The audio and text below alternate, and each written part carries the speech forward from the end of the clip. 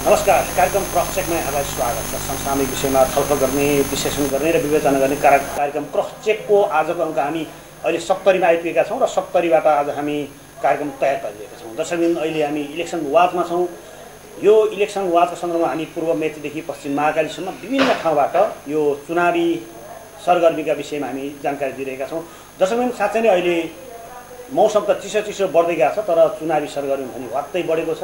सबैतिर चुनावले माहौल तताएको छ र जनता बीचमा उम्मेदवारहरू, राजनीतिक दलका नेताहरू अहिले सबै आफ्नो प्रतिबद्धता र जनतालाई आफ्नो विश्वासको कोसेली बोकेर घरदैलोमा पुग्दैछ। यतिखेर 70 को राजनीतिमा अर्को एउटा तरङ्ग पनि छ।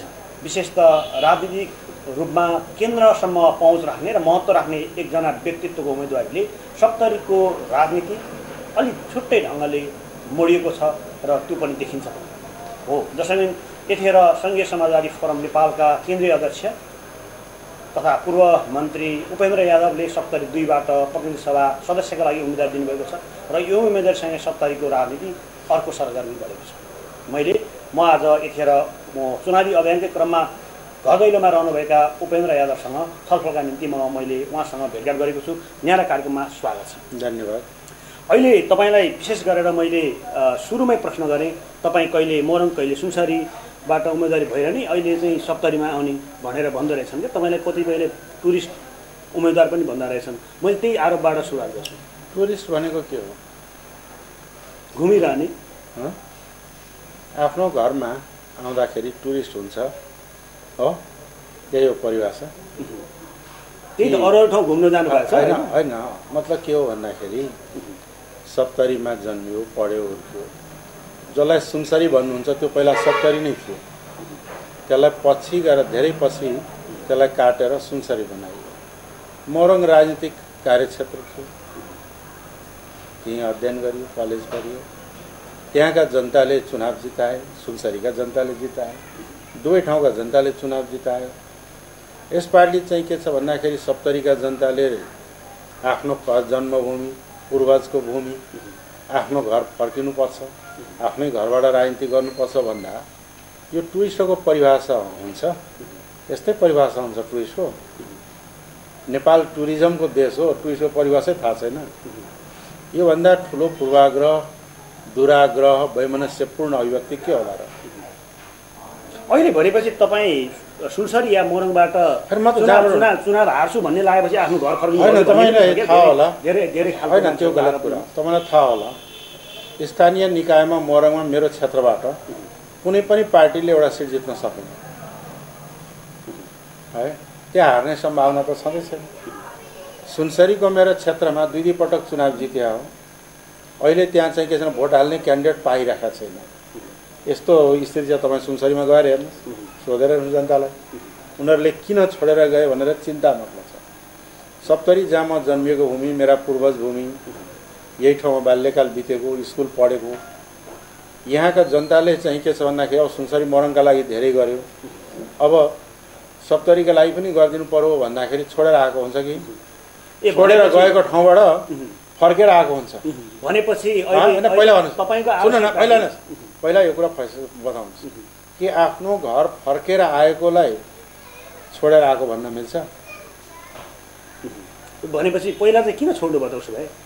यहाँको जनताको प्रश्न पहिला मैले भने नि, मेरो राजनीतिक भूमि, कर्मभूमि, यहाँ जन्मिएर गए पनि पूर्वतिर भयो र त्यहाँका जनताले साथ दिए, अझै पनि दिइरहेका छन्। मेरो पार्टी त्यहाँ पनि चुनाव जित्छ होइन। त्यसले गर्दाखेरि के हो भने छोडेर गएको पनि होइन, फर्केर आएका पनि होइन। यो के हो भन्दाखेरि आफ्नो घरमा, आफ्नो भूमिमा आएर आफै चुनाव लडिँदैछ। त्यो पनि आफ्नै भूमि थियो, तर जन्मिएको भूमि त यो हो, कार्य गरेको कर्मभूमि त्यो थियो। अब जन्मभूमि र कर्मभूमि एकै ठाउँमा भयो। एकै ठाउँमा हुँदाखेरि टुरिस्ट भयो, विदेशी आयो, पहासी आयो भन्ने त नालायक बाहेक अरू मान्छेले भन्नै सक्दैन। यो तपाईँहरूको मैले जान्न खोजेको मात्रै तपाईँका प्रतिद्वन्दी जो छन् उनीहरूले लगाएको आरोप हो क्या? त्यही भएर तपाईँको मेरा प्रतिद्वन्दी मित्रहरूलाई अलिकति राम्रो आरोप खोज्न लाउनुहोस् न, जसले केही प्रभाव पनि पारोस्, जसमा सच्चाइ पनि होस्। बौद्धिक वर्गले यही आरोप रहेछ भन्ने पनि ठानोस्। यस्तो घटिया आरोप लगाउने मेरा प्रतिद्वन्दी कसरी हुन सक्छ? मेरा प्रतिद्वन्दीले त स्ट्यान्डर्ड आरोप लगाउँथे नि, राजनीतिक आरोप लगाउँथे नि त। भनेपछि यी आरोप भनेको मिथ्या भयो तपाईँको विचारमा? मिथ्या भन्दा पनि मिथक प्रयास हो, दुराशयपूर्ण अभिव्यक्ति हो, वैमनस्यपूर्ण चिन्तन हो, असहिष्णुता हो। त्यहाँभन्दा बढी के हो र त्यो? भनेपछि जसले यो आरोप लगाएको छ खुद बाहिरबाट आछन्। फेरि संयोग यस्तो छ,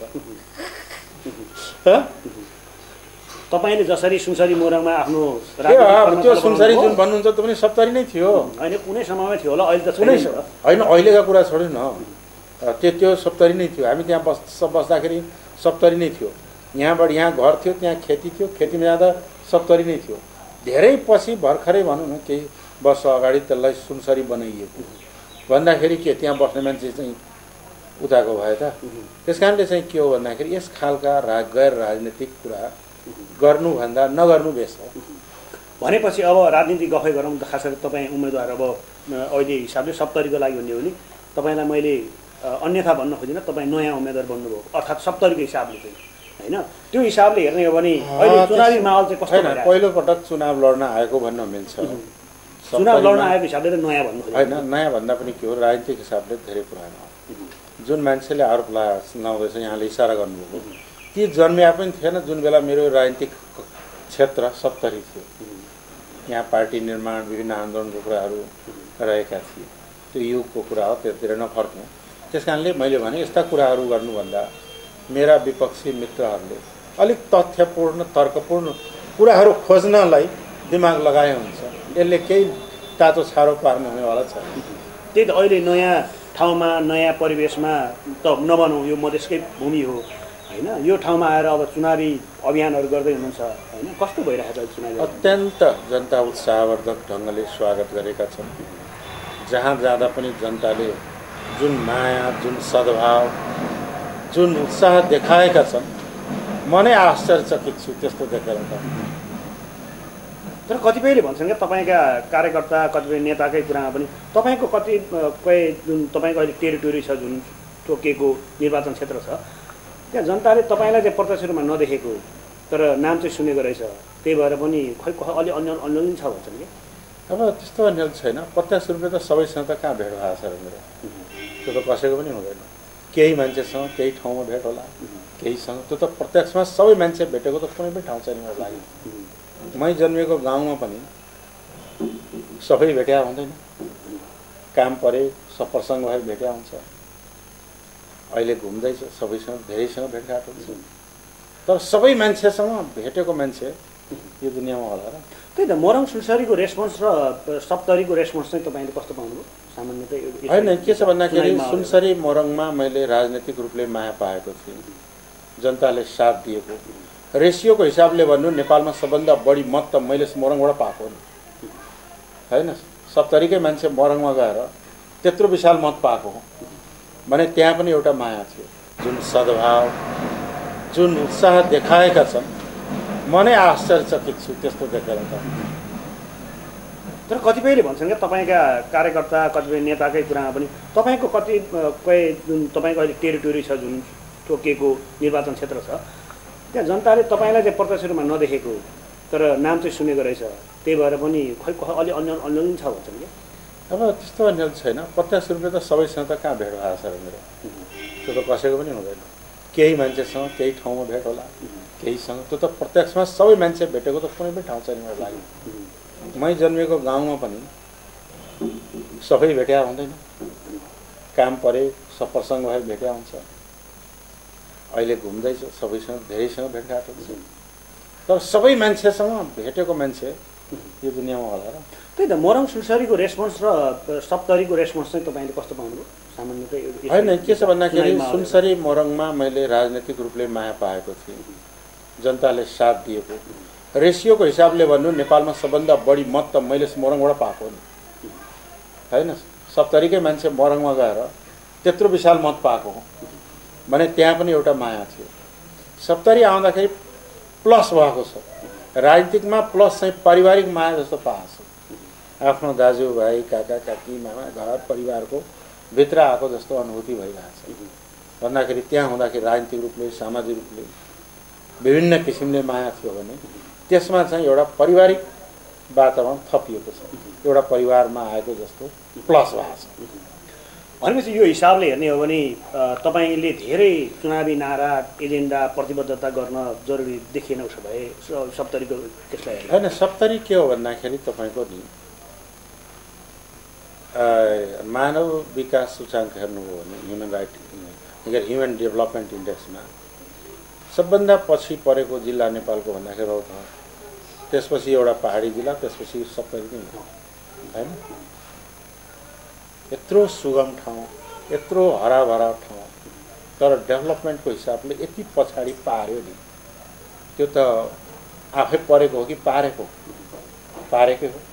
काठमाडौँमा शासन गर्नेले सप्तरीलाई हेला गरेको, अपमानित गरेको, विकास निर्माणबाट पछाडि पारेको कारणले यो भएको। त्यसमा तपाईँहरू चाहिँ दोषी छैन है उसो भए? यो राज्य सत्ता चलाएको भए हामी पनि दोषी हुन्थ्यौँ। शासन 250 वर्ष हर्काले गर्ने अनि दोष हामीले बोक्ने, हामी त यसो नगर भनेर लड्या पो त अहिलेसम्म त। भनेपछि अहिलेसम्म तपाईँहरू पनि त शासन सत्तामा पुग्नुभयो। धन्यजी, आजसम्म नेपालको इतिहासमा मधेसी, जनजाति, दलित, मुस्लिम, थारू यिनीहरू सत्तामा कहिले पुगेका छैन। एकापटक कोही मन्त्री भए होला है, तर सत्ता भनेको कुरा, सत्ता र सरकार फरक कुरा हो। सत्तामा चाहिँ के छ भन्दाखेरि कुनै जमानामा मगराँ थियो होला, 18 मगराँ, त्यहाँ सत्ता थियो होला स्थानीय। कुनै जमानामा मधेसको आफ्नो थियो होला, तर नेपाल बनेदेखि आजसम्म मधेसीहरू सत्तामा कहिले पुगेका छैन। सत्ता सञ्चालनका शक्ति कहिले प्राप्त गरेनन्। कहिलेकाहीँ खाना पूर्तिका लागि एकाटा मन्त्री भए, एउटा दुईटा मन्त्री बनिदिनु भनेको समस्याको हल होइन। त्यो सत्तामा गयो, सत्ता लियो भन्न मिल्दैन। सरकारमा गए आयो होला है, त्यो अलग कुरा हो। भनेपछि सत्ता मधेसले सत्ता कहिले प्राप्त गर्छ त्यो तपाईँ? अब सत्ता बिस्तारै बिस्तारै प्राप्त गर्छ। पहिला मधेसको सत्ता प्राप्त गर्छ यो चुनावपछि, त्यसलाई बलियो बनाउँछ, त्यसपछि बिस्तारै बिस्तारै काठमाडौँतिर जान्छ। अनि मधेसी जनजाति मिल्छ, 2/3 बहुमत ल्याउँछ आउने दिनहरूमा, अनि सत्ता प्राप्त गर्छ। त्यसपछि यो नेपालको इतिहासमा नयाँ आयाम, नयाँ कोर्स नै सुरु हुन्छ। त्यो कहिले होला भन्नुहोस् त? समयको टाइम आउँदै। यो ज्योतिष त म होइन, पण्डितहरूलाई सोध्नु पर्छ। तपाईँ एउटा राजनीतिक हिसाबले के हुनु सक्छ? त्यो त ज्योतिषले भन्ने कुरा हो।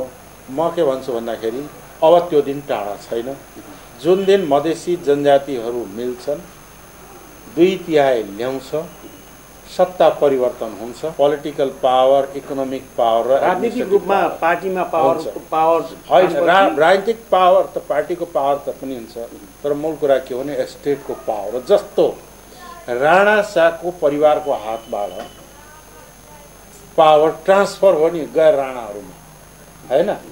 त्यसै गरिकन चाहिँ के छ भने यो मुठ्ठीभर जुन शासक छ जसले आफूलाई खस आर्य भनेर दावा गरेका छन्, त्यो दावा झुटो हो कि साँचो हो तिनीहरूले बताउँछन्। तिनीहरूको त्यो शासक वर्गको हातबाट आउने दिनमा सत्ता शक्ति भनेको चाहिँ आर्थिक शक्ति, राजनीतिक शक्ति, प्रशासनिक शक्ति हो, सैन्य शक्ति हो। त्यो ट्रान्सफर बहुमत जनता भनेको मधेसी, आदिवासी, जनजाति, दलित, शोषित, पीडित जनता उसको हातमा ट्रान्सफर हुन्छ र त्यो दिन नेपाल नयाँ नेपाल बन्छ। त्यही त हिजो पनि धेरै राजनीतिक परिवर्तनहरू भए जुन एजेन्डाहरू तपाईँले भनेको जस्तै एजेन्डा थिए के यहाँ वर्गीय हिसाबले तलब पारिएका होइन, जातीय हिसाबले, क्षेत्रीय हिसाबले, सामुदायिक हिसाबले सबै पछाडि पारिएको समुदायको नाममा धेरै खालको पोलिटिक्स नेपालमा भइसक्यो कि तपाईँ पनि त्योभन्दा माथि उठेर त कुनै नयाँ एजेन्डा त भनिराख्नु भएको छैन। नयाँ एजेन्डा त ल्याएको नि मैले। संहिता कसरी आयो? मधेस आन्दोलन विद्रोह ल्यायो होइन, समावेशिता कसले ल्यायो? अहिले समानुपातिक निर्वाचन कसले ल्यायो? अहिले तलदेखि माथिसम्म जुन आरक्षण छ, महिला सिट यति, जनजाति यो क्लस्टर छ, यो कुन आन्दोलनको उपलब्धि? त्यो मधेस आन्दोलनको। त्यो आन्दोलन त हामीले गरे हो नि, त्यसमा त हामीलाई गौरव छ नि। अनि त्यो नयाँ एजेन्डा होइन नेपालको लागि? अनि कसरी भन्नुहुन्छ नयाँ एजेन्डा छैन? जुन तपाईँलाई मैले जान्न खोजेको चाहिँ जुन शासन सत्ताको कुरा गर्दै हुन्छ नि, त्यो हिसाबले चाहिँ तपाईँले यही एजेन्डालाई टेकेर जुन खालको परिवर्तनको कल्पना सङ्कल्प एउटा गर्दै हुन्छ नि त्यो सम्भव होला भन्नु खोजेको होइन। यसैको भरले मात्रै हुँदैन, यो एउटा अस्त्र बन्न सक्छ। मूल अस्त्र भनेको जनशक्तिको जनसङ्घर्ष नै हो, मूल शक्ति त्यहाँ छ। यो भनेको एउटा बाटो हो, एउटा सामान्य, धेरै बाटोहरूमध्ये एउटा सामान्य बाटो मात्रै हो। यसैबाट हुन्छ भन्ने कुरा त म पत्याउँदैन। यो र व्यापक जनसङ्घर्ष भएर आमूल परिवर्तनको दिशा मुल्नु गयो भने अनि त्यो हुन्छ। त्यसको अगुवाई शोषित पिँढीले, जनताले, यस समुदायका नेतृत्वले गर्नुपर्छ। भनेपछि अहिलेको सन्दर्भमा हेर्ने हो भने जुन ढङ्गले एउटा राजनीतिक ध्रुवीकरण भइरहेछ नि, त्यो राजनीतिक ध्रुवीकरणले तपाईँले गर्नुभएको आन्दोलनलाई टेवा पुगिरहेको छ कि यो आन्दोलनलाई निस्तेज पार्नका लागि बल पुगिरहेको छ? पहिलो कुरा त यहाँको ध्रुवीकरणको हिसाबले वाम गठबन्धन, लोकतान्त्रिक गठबन्धन, एउटा मधेस गठबन्धन शोषित पीडित जनताको गठबन्धन हो, मधेसी आदिवासी जनजाति बिचको गठबन्धन। वाम गठबन्धन भनेको अवसरवादीहरूको गठबन्धन हो, तिनीको सत्ता प्राप्तिको लागि मात्र त्यो गठबन्धन हो। परिवर्तन, मुलुकको व्यापक हित र राजनीतिक एजेन्डा छैन। जहाँसम्म लोकतान्त्रिक गठबन्धन के हो त्यो त बनेकै छैन। सिट एकाटा तालमाथि कतै एडजस्ट भयो होला, त्यसलाई गठबन्धन मिल्दैन। त्यस कारणले के हो भने गठबन्धन भन्ने कुरा निश्चित लक्ष्य प्राप्तिको लागि हुनुपर्छ, न कि सत्ता प्राप्तिका लागि मात्रै, अवसरलाई छोप्रे अवसरलाई प्राप्त गर्नलाई मात्रै हुने गठबन्धनले कुनै चाहिँ खास परिवर्तन ल्याउँदैन। भनेपछि यो गठबन्धनले तपाईँहरूले जुन कल्पना गर्नुभएको छ नि आन्दोलनको एउटा उभार ल्याउने भन्नुभएको छ नि, त्यसलाई चाहिँ यो राजनीतिक हिसाबले तपाईँले स्वार्थको गठबन्धन त भन्नुभयो, त्यो गठबन्धनले तपाईँहरूलाई निस्तेज पार्न त कतै खोज्दैन भन्नुभयो? होइन, यस्तो त्यसको सामना गर्ने क्षमता हामीमा छ, जनतामा छ। भनेपछि अब सामान्यत हिसाबले हेर्ने हो भने अहिले जुन खालको ध्रुवीकरणहरू बनेको छ हुन्छ, तपाईँले यो विषयमा धेरै खालको अभिव्यक्ति दिइसक्नु भएको छ है। अहिले तपाईँ पनि एउटा मधेस गठबन्धनको तर्फबाट उम्मेदवार हुनुहुन्छ, साझा उम्मेदवार बन्नुभएको छ, तथापि तपाईँलाई छेक बार हाल्ने काम फेरि मधेस गठबन्धनबाटै भइरहेको कि जस्तो पनि देखिन्छ होइन। कता कता बागी उम्मेदवार पनि देखिन्छ तपाईँकै विरुद्धमा होइन। यी यस्ता गठबन्धन हुँदै गर्दा बिचमा चाहिँ फेरि त्यो तिक्तता आउँदाखेरि यो गठबन्धनको कुनै औचित्य समाप्त हुन्छ कि भन्ने तपाईँलाई लाग्दैन? यो गठबन्धन भन्दा पनि के हो भने साझा उम्मेदवारी हो, उम्मेदवारीको सहकारी हो र यो सहकारी अगाडि बढ्दै गएर निर्वाचनपछि अझ बृहत, अझ व्यापक भएर जान्छ, जुन सम्भावनाहरू छ र यो फैलिएर जान्छ। भनेको पार्टी एकअर्कासँग जान्छ। कम्युनिस्टहरूले जसरी चाहिँ अहिले यो कम्युनिस्टहरू एक हुने भनेर चाहिँ होइन, यो कम्युनिस्ट को हो पहिलो कुरा। म पनि त्यहाँ कम्युनिस्ट नेताहरू जति छन् तिनीसँग करिब करिब धेरैसँग लामैसम्म काम गरेँ। ती कम्युनिस्ट कतिपय त पूर्व कम्युनिस्ट भन्छन् होइन, ती कम्युनिस्ट हुन् कि कम्युनिस्ट हुन्, मार्क्सवादी हो कि अवसरवादी हो, माओवादी हो कि पाखण्डवाद हो। अहिले नेपालको सबभन्दा भ्रष्टहरू कहाँ छ भन्दाखेरि कम्युनिस्ट भएका छन्, माफियाहरू कम्युनिस्ट भएका छन्। जसले देश र जनतालाई लुट्ने हो, भ्रष्टाचार गर्ने हो, ती सबै कम्युनिस्ट भएका छन्। के कम्युनिस्ट हुन्छ र त्यो? त्यसरी कम्युनिस्ट भन्छ। जुन पार्टीको नाम त छ नि, होइन नामको कम्युनिस्ट भनेको हो त, त्यो कुरा बेग्लै हो। त्यस कारणले नामका कम्युनिस्टका नामहरू एक ठाउँ भयो भन्नु पर्यो, कम्युनिस्ट भए पो एक ठाउँ भयो भन्ने त त्यो त काङ्ग्रेस पो डराएको छ नि त। त्यहाँ कम्युनिस्ट एक भए बाख्रे बाख के गर्नु भनेर काङ्ग्रेसले लाग्यो होला। मैले त काङ्ग्रेसलाई कतिचोटि भनेको छु, अरे किन डराउँछ, यिनीहरू कम्युनिस्टै होइन, यी सब कम्युनिस्टहरू हो। स्वार्थ मिल्दा एक ठाउँ हुन्छ, स्वार्थ मिलेन सब लडाइँ गर्छ। त्यो देखेकै छ। कमिसन खोरको त्यहीँ छ, भ्रष्टाचारीहरूको त्यहीँ छ अखडा होइन। अनि भ्रष्टाचारी अनि कमिसन खोर तस्करहरू कहीँ कम्युनिस्ट हुन्छ दुनियाँमा? त्यो जुन कम्युनिस्टहरूको तपाईँको शब्दमा भन्ने हो भने कम्युनिस्टहरूको चाहिँ जुन गठबन्धन छ नि, त्यो गठबन्धनबाट तपाईँहरूलाई यो मधेस गठबन्धनलाई धक्का चाहिँ कहाँसम्म पुग्नु सक्छ? कुनै धक्का प्रभाव असर चाहिँ हामीलाई कुनै असर गर्दैन। हाम्रो कन्स्टिट्युएन्सिज हाम्रो चाहिँ के छ भन्दाखेरि निर्वाचन क्षेत्र र उहाँहरूको अलिक फरक भएको कारणले पनि होला त्यति ठुलो असर पर्ने म देख्दैन। बल्कि हामी मिल्दाखेरि उहाँहरूलाई पो असर पर्ने हो। समस्या त त्यहाँनिर छ। यता मधेसका हामीहरू मिल्दा आदिवासी मधेसी जनजाति यिनीहरू मिल्दै गयो भने उहाँहरूलाई पो असर पर्ला कि भन्ने छ। त्यही हिसाबले हेर्ने भने मधेसमा तपाईँहरूको गठबन्धनको जित कति प्रतिशत तपाईँहरूको हातमा पर्न सक्ला के अनुमान गर्न सक्नुहुन्छ? जुन उत्साह देखिन्छ त्यहाँ त हार्ने ठाउँै देखिरहेको छैन मैले अहिले। 100% त कुनै कुरा हुन्न, तथापि पनि के हो भन्दाखेरि त्यही पर्सेन्ट नहुँदाखेरि कति होइन कति पर्सेन्ट भन्दा पनि के हो भन्दाखेरि अहिले जुन हामीले मिलेर मधेसमा चुनाव लड्दैछौँ, मधेसका अधिकतम सिट प्रदेशमा त सरकार बनाउँछ, 2/3 पुग्ने सम्भावना छ र यो प्रदेशबाट संसदमा प्रतिनिधित्व गर्दाखेरि म्याक्सिमम सिट चाहिँ के छ भन्दाखेरि हाम्रो जुन फोरम नेपाल र राजपाल लगायतकाहरू मिलेर लडिरहेका छौँ यसको हातमा आउँछ। त्यो कन्फर्म छ, सम्भावना सम्पूर्ण छ। लामो संसदीय अभ्यास गरेको, राजनीतिमा साम दाम दण्डभेद टिकदम सबै खालका चाहिँ यो टुल्सहरू प्रयोग हुन्छ नि क्या। अब एउटा त नेपाली कङ्ग्रेस सरकारमा छ, सत्तामा छ, अर्को यो संसदीय राजनीति गर्नमा चतुर कम्युनिस्टहरू पनि एकातिर छ भने त्यो अनुमान कतै फेल त खाँदैन हजुर? चतुराई, चालाकी, धुर्त्याई, ठगाई सबै नेपाली जनताले बुझेका छन्। नबुझ्या भएदेखि त हुन्थ्यो, अब त जनताले बुझिसक्यो। अब यहाँले त्यो प्रश्न गर्नेको अर्थ यहाँले राम्रोसँग बुझ्नु भएको रहेछ, त्यस्तै अरूले पनि बुझेका छन्। नबुझुन्जे पो चल्छ, बुझेपछि के चल्छ? भनेपछि अब एउटा मैले सामान्य तपाईँसँग जान्न चाहेको नि, यो अहिले अब यो राजनीति हिसाबले हरेक खालको, मैले अघि दाउपेचको कुरा गरेँ, यो दाउपेच त हुन्छ नै, तथापि अब मधेसको हिसाबले हेर्ने हो भने मधेस आन्दोलनको एउटा अगुवा नेतामध्येमा तपाईँ पनि पर्नुहुन्छ होइन? यो हिसाबले हेर्ने हो भने के छ, अब मधेस आन्दोलनको जुन खालको तपाईँहरूको माग थियो नि, तपाईँले त अझ संविधान पुनर्लेखनै भन्नुभएको थियो होइन? पुनर्लेखन नभइकनै अब फेरि अर्को यो चुनावमा नि भोग्नु जानुभयो होइन? अब जस्तो तपाईँले सङ्घको, प्रदेशको र स्थानीय चुनाव हुनुपर्छ भन्दै भन्नुभएको थियो तपाईँले, ठ्याक्कै उल्टोबाट चुनाव हुँदै आयो। पछि यो पृष्ठभूमि हेर्दाखेरि नि जस्तो तपाईँहरूको आन्दोलन पनि कता कता धर्मराएको हो कि कता कता अल्मलिएको हो कि भन्ने पनि देखियो क्या होइन? यो के हुन्छ भन्दाखेरि नि यो एउटा भ्रम हो। निर्वाचन पनि आन्दोलनै हो, शक्ति सञ्चय गर्ने, विरोधीको ताकतलाई कमजोर पार्ने, जनतालाई चेतना बन्न चेतनशील पार्ने आन्दोलनै। र यो संविधान यो देशका लागि उपयुक्त छैन जुन संविधान अहिले जारी गरेको छ। यसमा कतिपय प्रावधानहरू विभेदकारी छन्, नस्लवादी चिन्तनका छन्। यसले मधेसी, आदिवासी, जनजाति लगायतका समुदायहरूको अपमान समेत गरेको छ, विभेदमा पारेका छन्। उनीहरूको पहिचान, उनीहरूको समावेशिता, उनीहरूको चाहिँ भाषा संस्कृतिको विकासमा अवरोध भएको छ।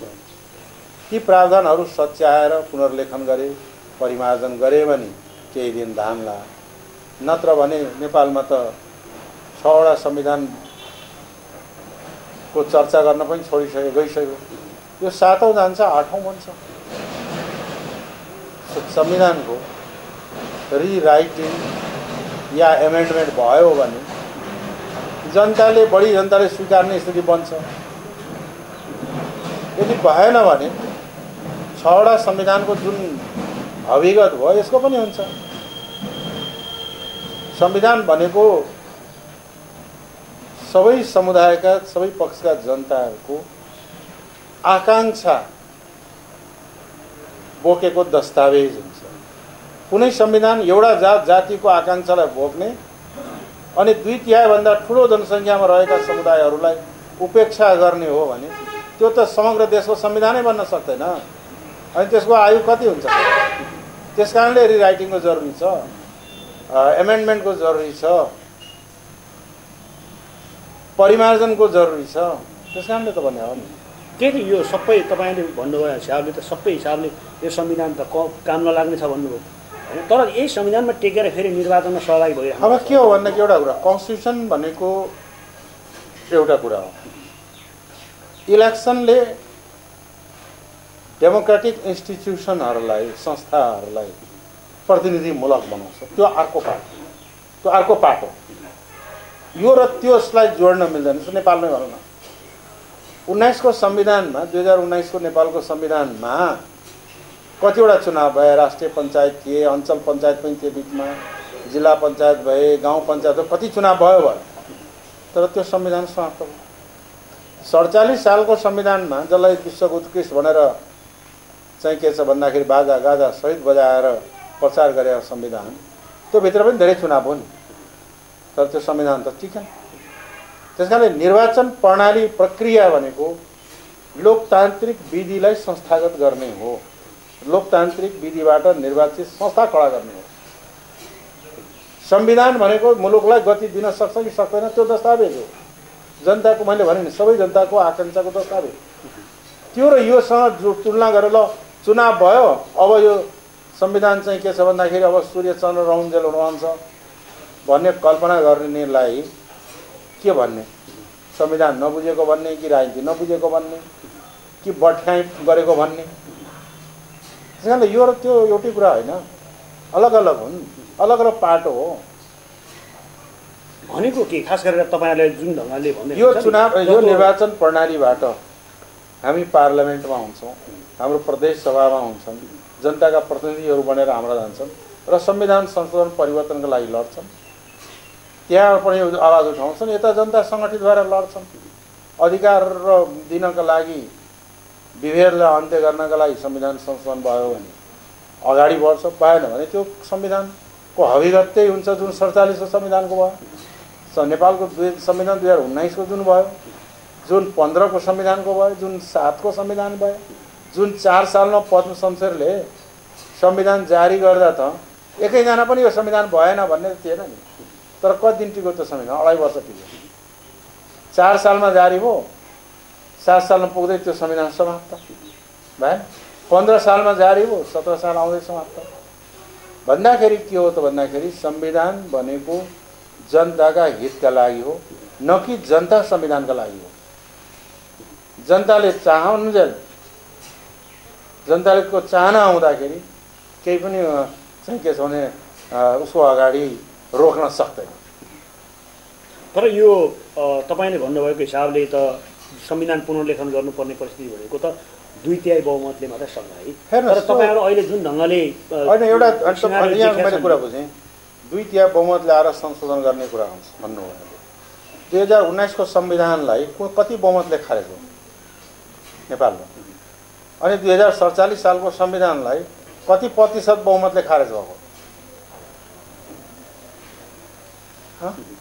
खै बहुमत खारेज त भएन। जनताले चाहेको र जनताका हितका विपरीत कुनै पनि कुरालाई पर्सेन्टेजले च्याक्दैन।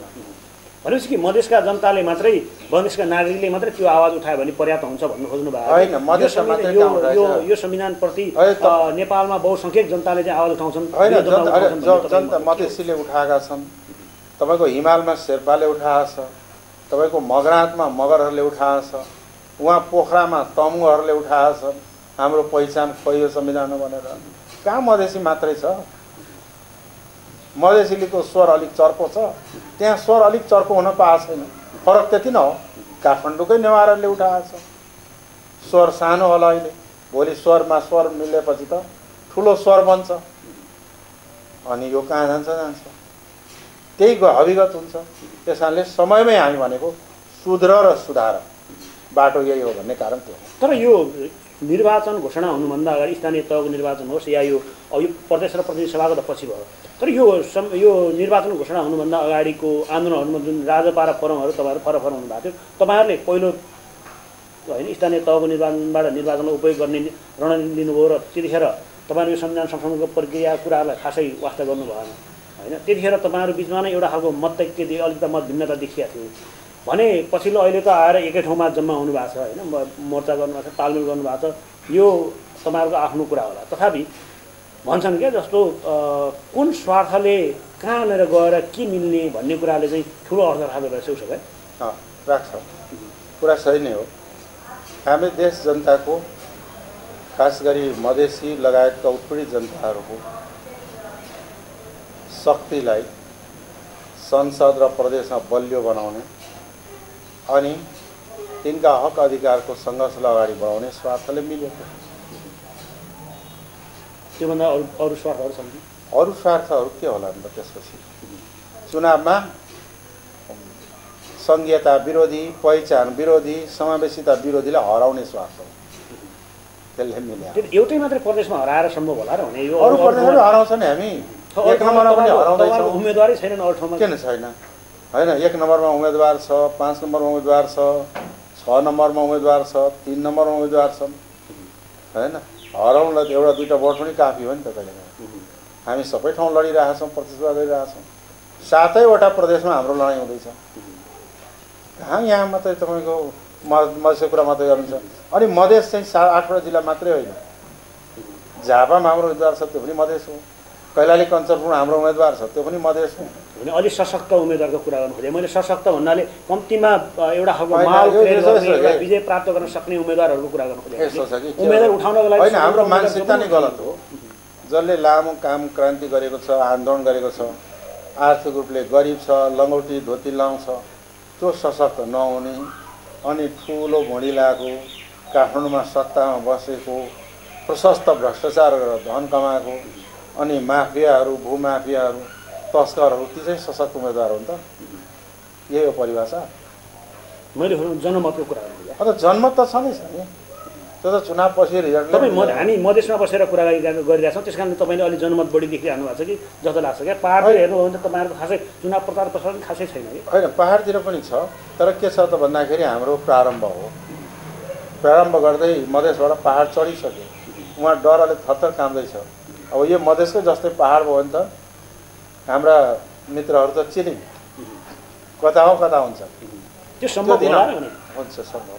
कहिले होला भने पञ्चायतकाल सुन बताइदिनु, निरङ्कुश पञ्चायतकाल थियो, केही काङ्ग्रेस कम्युनिस्ट मुठीभर थियौँ हामी। यही कहाँ यिनीहरूले चाहिँ के छ भने पल्टाउन सक्छन् त। पञ्चायत हटाउनु भनेको एकदम दिवा सपना हुन् भनेर भन्नेहरू नै अहिले कोही त गणतन्त्रवादी पनि भएको छ, कोही कम्युनिस्टको झन्डा बोकेर हिँडेको छ। त्यो बेला सम्भव थिएन, तर आज त भयो नि, भएन? जुन बेला गणतन्त्रको कुरा उठाएको थियो मान्छेले त यो त बौलायो भन्थ्यो, तर आज गणतन्त्र त रियालिटी हो नि, होइन? भने सबै कुराहरू बाँचे देख्न सकिन्छ भने जस्तो भइसक्यो। होइन, परिवर्तन अपरिहार्य छ, असम्भावी छ, यसलाई कुनै पनि ताकतले रोक्न सक्दैन। जनता परिवर्तन चाहन्छ र जनताको शक्तिको अगाडि कुनै टिक्दैन। राणाले, मोहन शमशेरले चाहिँ तपाईँको प्रजा परिषदको नेताहरू राणा शासन हटाउँछु, छोड्नु हट्छ भन्दा यो आशा थियो क्या। सारा राणाहरू गल्ल आशा थियो, कस्तो पागल रहेछ मान्छे। त्यसको 4-5 वर्षमै राणा शासन खत्तम। यो राजनीतिक आन्दोलन भनेको, जनताको आन्दोलन भनेको विद्युतीय करन्ट हुन्छ, जस्तो इलेक्ट्रोम्याग्नेटिक वेभ्सको गतिले जान्छ। यानि संसारको सबभन्दा गतिशील भनेको जनताको सङ्घर्ष हो, त्यसले दुनियाँ बदलिदिन्छ। त्यसलाई अहिलेसम्म उपेक्षा गर्न सक्छ, कहिलेसम्म गति। भनेपछि यो समग्रमा मैले यसो हेर्दाखेरि नि, म पूर्व मेचीदेखि मागालीसम्म यो चुनावको पछिल्लो चरणको चुनावको माहौलमा पनि हिँडेँ होइन। अहिले म मधेस क्षेत्रमा नि घुम्दैछु, हेर्दैछु। तथापि सामान्य छ नि, नेताहरूले धेरै ठुल्ठुला परिवर्तनका कुरा गरे होइन। मैले यो बिचमा सबै यो राजनीतिक हिसाबले राष्ट्रिय महत्त्व राख्ने नेताहरूसँग पनि मैले कुरा गर्ने मौका पाएँ। तथापि मलाई लाग्यो जहाँ जहाँ उहाँहरू निर्वाचनमा लड्दै हुनुहुन्छ, इभन म तपाईँसँग जोड्छु यो कुरा, तर त्यहाँ हेर्ने हो भने विकासका पूर्वाधार हेर्ने हो भने परिवर्तनका कुरा त ठुल्ठुलै सुनियो, तर सामान्यभन्दा सामान्य कुराहरू पनि हुन सक्छ। होइन, त्यसै कारणले त भनेको तपाईँले ठिक कुरा भन्नु हो। विकास भएन, निर्माण भएन, मुलुकमा भ्रष्टाचार मात्रै भयो, लुट मात्रै भयो, विभेद र उपेक्षा थपियो, त्यस कारणले परिवर्तन हुन्छ भनेको। विकास भइदिएको भए, सबैले समावेशी हुन पाएको भए, यो विभेद नरहेको भए कहाँ विद्रोह हुन्थ्यो, कहाँ सङ्घर्ष हुन्थ्यो र? त्यही त अबको तपाईँको एजेन्डा भनेको चाहिँ के त? हाम्रो एजेन्डा भनेको अधिकार कि विकास? दुईटै, विकास अधिकार, समानता समृद्धि, दुईटै। अब पहिला समानता कि पहिला अधिकार, पहिला विकास के हो? अधिकार सँगै विकास उत्तिकै महत्त्व छन्, तर अधिकार मान्छेलाई बढी प्रिय हुन्छ। अधिकार र शक्ति पाएपछि आफै पनि विकास गर्छ। विकसित भयो तर दास बनेर बस्नु पर्यो भने त्यो मान्छेले मन पराउँदैन, त्यहाँ पनि विद्रोह हुन्छ। भनौँ न, यो केही दिन अगाडि लन्डनमा पनि विद्रोह भएको थियो। विकास त त्यहाँ चरम सीमामा छ। तर पनि अधिकार नहुँदाखेरि त विद्रोह हुँदो रहेछ, छैन? मान्छेले खोज्ने अधिकार, खोज्ने विकास र समृद्धि हो। भनेपछि अहिले मधेसलाई चाहिएको अधिकार पनि हो, विकास पनि हो। त्यो दुईटै एकैचोटि सम्भव हुन्छ? दुईटै भने अधिकार पाइहाल्ने, विकास गर्ने। भनेपछि अधिकार लिने, विकास गर्ने, अधिकार प्राप्त गर्ने हो, विकास गर्ने हो। त्यही त हेर्नुहोस्, यति लामो राजनीतिक परिवेशलाई हेर्ने हो भने सबैले मधेसलाई यति धेरै हामी विकसित बनाउँछौँ, अधिकार सम्पन्न बनाउँछौँ भन्ने कुरा त सबैले तपाईहरुले पनि कांग्रेस कम्युनिस्टले पनि भन्ने गरेको छ। उनीहरुको वाम मोर्चाले भन्ने गरेको छ, मेनिफेस्टोमै छ हैन? हैन? अनि मान्छेले पत्याएको छ नि त। अनि पत्याउँछन्, कसैले पत्याएको पनि छ त्यो कुरा। हैन, पत्याउँछन् पत्याउँदैन भन्ने कुरो मत परिणामले देखाउने कुरा होला, हैन? त्यही भनेको मधेसको विकास यदि वामपन्थी या झामपन्थी कम्युनिस्टहरूले गरिदिने भएको भए हैन, मधेस आन्दोलनको जरुरतै पर्दैन थियो। इभेन पहाडको पनि विकास गरेका छ र उहाँहरूले। कम्युनिस्ट नेताहरूका पहाडमा गाउँ पनि मैले देखाएको छु, त्यहाँ विकास गरेका छ। विकासको बजेट सब सुहा गरेका छ। कहाँ विकास भएको छ? पहाडमा बिमारी हुँदा हस्पिटल जाने ठाउँ छैन, भिर र पहरामा घर बनाएर बाँच्न विवश छ। एउटा सानो झोपडीमा 12-15 जनाको परिवार बस्न विवश छ। बेरोजगारी र गरिबी चरम सीमामा छ। कहाँ पहाडको पनि विकास गरेका छ? विकास त आफ्नो गरेका छन्। युरोप, अमेरिका, अस्ट्रेलियामा घर बनाएका छन्। अस्ति नै म अस्ट्रेलिया जाँदाखेरि नेपालका धेरै नेताहरूको घर त त्यहाँ पो रहेछ। तपाईँलाई नि बनाउनु लागेन? पैसा भए त हुन्थ्यो नि, हामीले त्यसरी कमाएको छैन। अमेरिकामा जहाँ त त्यहाँ थुप्रै नेताहरूको रहेछ, त्यहाँ त के पो गरे हुन् त? कहाँ गरिब पहाडमा, हिमालमा, तराईमा विकास त कहाँ गरेका छ र? विकासको नाममा बिगार गर्ने काम गरेका छ, बनाएका छैन। बाहिरका विदेशी के अरे सहयोगहरूले अलिअलि काम देखिन्छ। तर तपाईँको यही अहिले निर्वाचन क्षेत्रमा हेर्ने हो भने पनि म वास्तवमा सप्तरीको वास्तवमा राजविराजमा छु होइन, जहाँ सदरमुकाम हो, जुन भूमिबाट नि वास्तवमा गणतन्त्रको एउटा लागि होइन ठुलो योगदान गर्नुभएको रामराजा प्रसाद सिंह होइन, अब त मधेस आन्दोलनको शिवाजी चरण गजेन्द्रनारायण सिंहहरूको पनि भूमि हो यो। तथापि हेर्ने हो भने हेर्नुहोस् त, हामी सदरमुकामबाट 5-10 पाइला मात्र यताउता हिँड्दाखेरि खाल्टा खुल्टी होइन तिनलाई तीसँग जोड्नु गलत हुन्छ। उहाँहरू लगायतका नेताहरू क्रान्ति र आन्दोलन गरे। क्रान्तिकारी या आन्दोलनकारीहरूसँग विचार हुन्छ, पैसो त हुँदैन नि, सत्ता त हुँदैन। पैसा र सत्ताले र विकास गर्ने हो कामले। त्यो त क्रान्तिकारी परिवर्तनकारीहरूले परिवर्तन गर्छन्, क्रान्ति गर्छन्, जनतालाई अधिकार दिलाउँछ, अनि विकासका कुराहरू गर्छन्। सत्ताधारीहरूले जोसँग डाड्यो पुन्यो हातमा छ, तिनले नै सप्तरीलाई भेदभाव गरेपछि कहाँबाट विकास हुन्छ? कति लगानी हुन्छ सप्तरीमा? राज्यको ध्यान सप्तरीको विकासमा आजसम्म नेपालको इतिहासमा गएकै छैन। कुनै एउटा उदाहरण देखाउनुहुन्छ जब काठमाडौँमा बसेर राज्यले सप्तरीको विकासमा प्लानिङ गरेको होस्, सप्तरीको विकासलाई अगाडि बढाउने योजना बनाएको होस्, त्यसलाई कार्यान्वयन गरेको होस्? त्यो त गरेकै छैन त हुन्छ कहाँबाट? त्यही त तपाईँ अब एउटा राष्ट्रिय व्यक्तित्व अब चाहिँ त्यसलाई पनि लड्नुपर्छ होइन। अब तपाईँ अब जहाँबाट लड्दै हुनुहुन्छ नि, लु भन्नुहोस् त, उसो भए यो सप्तरीको विकासका लागि, समृद्धिका लागि, अधिकार सम्पन्न गराउने सन्दर्भको लागि तपाईँको एजेन्डा चाहिँ के हो? होइन, हामीले त्यो अघि नै भने मैले हाम्रो विकास र अधिकारको प्राप्ति, अधिकार पनि चाहियो, विकास पनि गर्ने। अधिकारका लागि राज्यसँग लड्ने हो, विकासका लागि प्रयास गर्ने हो राज्यबाट र अरू स्रोतहरूबाट, राष्ट्रिय अन्तर्राष्ट्रिय चाहिँ क्षेत्रलाई पनि चाहिँ के छ भन्दाखेरि लगानीकर्ताहरूले लौ सप्तरी जाउँ, उद्योग लगाउँ, विकास गरौँ, त्यसका प्लानिङ, त्यसका वातावरण दिने हामीले हो, विकास त हुन्छ।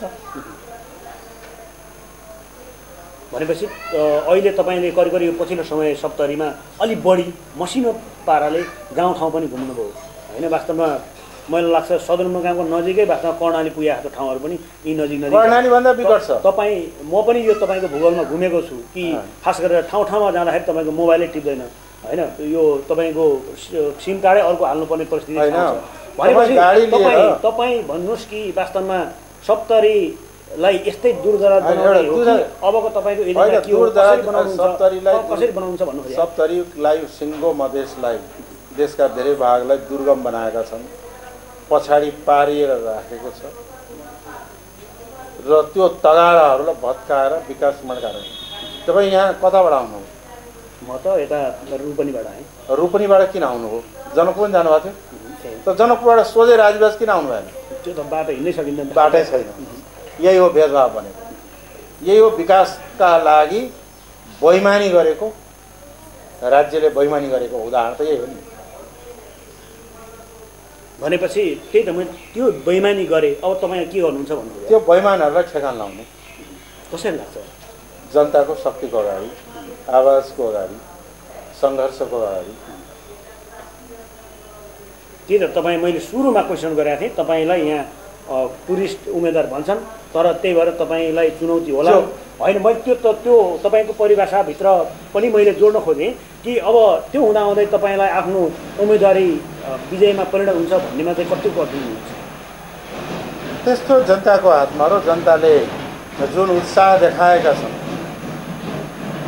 जुन रूपले जनताले साथ दिएका छन्, त्यसमा त मलाई नै आश्चर्य लागेको छ कि जनता यतिको उभार कसरी आइरहेको छ भनेर। आइरहेको छ भनेपछि कुनै गाह्रो अप्ठ्यारो छैन? मैले कुनै गाह्रो फिल गरिरहेको छैन। मैले राजनीतिक सङ्घर्षहरू, ठुला सङ्घर्षहरू गरेर आएको, मलाई गाह्रो भन्ने कुरा त राजनीतिमा लाग्दैन केही पनि। जुन गाह्रो सबभन्दा मान्छेले मान्थे, मैले त्यहीँबाट राजनीति सुरु गरेँ हो। अहिले त यो धेरै सरल छ मेरो लागि। हुन्छ, यहाँले समय दिनुभयो समाजका लागि, शुभकामना छ। आदरणीय दर्शक, आज हामीले कुराकानी गऱ्यौँ वास्तवमा सप्तरीको चुनावी माहौल कस्तो छ भनेर। हामी 70मा छौँ र 72 का प्रतिनिधि सभा सदस्यका उम्मेदवार उपेन्द्र यादवसँग आज हामीले छलफल गऱ्यौँ, विश्लेषण गऱ्यौँ। भोलि अर्को व्यक्तित्व र विषयवस्तुका साथ कार्यक्रममा उपस्थित हुनेछौँ। सम्पूर्ण बिदा दिनुहोस्। नमस्कार।